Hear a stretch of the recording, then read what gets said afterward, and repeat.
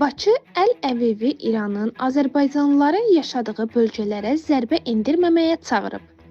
Azərbaycan müxtəlif kanallarla İsrail rəhbərliyinə İranda Azərbaycanlıların yaşadığı yaşayış məntəqələrini hədəf götürməmək, mülki infrastruktura və dinc əhaliyə zərər yetirməməklə bağlı mesaj göndərib.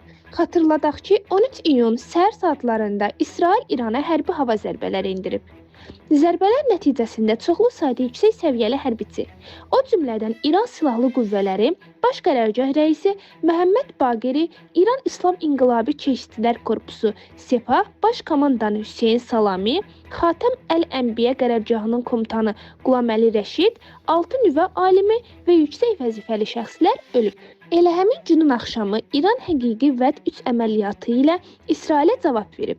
Tel-Əviv daxil olmaqla bir çox yerlərə yüzlərlə ballistik raket, pilotsuz uçuş aparatı buraxılıb.